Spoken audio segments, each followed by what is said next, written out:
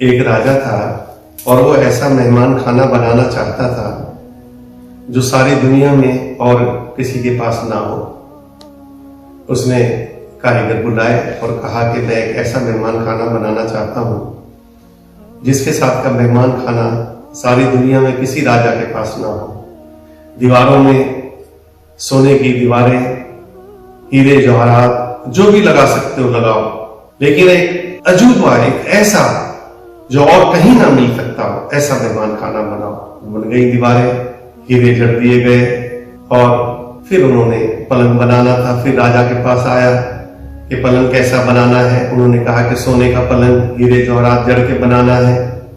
उन्होंने कहा कि साइज, तो उन्होंने कहा कि एक एवरेज, मेरा नाप ले लो, मेरी पत्नी का नाप ले लो, मेरे बच्चों का नाप ले लो, मेरे सेनापति का नाप ले लो, उनके बच्चों का नाप ले लो, उनकी वाइफ का नाप ले लो, मेरे वजीरों का नाप ले लो और वजीरों के बच्चों का नाप ले लो, वजीरों की पत्नियों का नाप ले लो और एक एवरेज मेहमान खाना बना दो। एवरेज पलंग बन गया।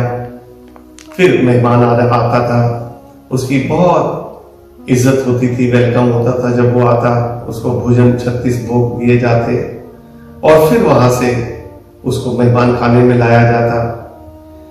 लेकिन मेहमान खाने में एक चीज थी कि उस पलंग पे उसको फिट आना चाहिए, क्योंकि कई जगह से उसकी एवरेज ली गई थी।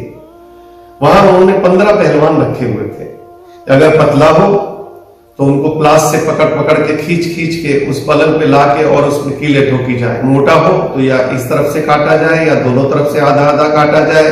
लंबा हो तो या उसका सिर काटा जाए या उसकी टांगे काटी जाए, क्योंकि इतने लोगों का एवरेज लिया गया था।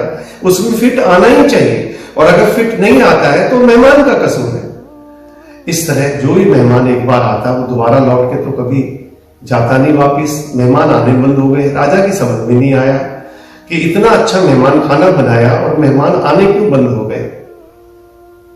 इसी तरह राजा अपने तर्क में सबको फिट करना चाहता था और हम भी कहीं ना कहीं अपने तर्क में लोगों को फिट करना चाहते हैं। वो तो राजा था, उसके सामने कोई बोल नहीं सकता था, लेकिन हमारे सामने जो तर्क में हमें फिट करना चाहता है, हम उसको फिट करना चाहते हैं।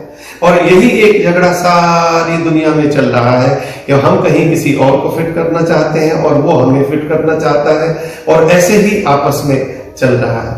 नहीं, उस राजा की तरह अगर हम एवरेज में सबको फिट करेंगे तो बात नहीं बनेगी। हमको अलग अलग जगह पर अलग अलग तरह से, अगर हमारी पत्नी समझो 25 वोल्ट पे है तो हमको 25 वोल्ट पे आके उससे बात करनी पड़ेगी।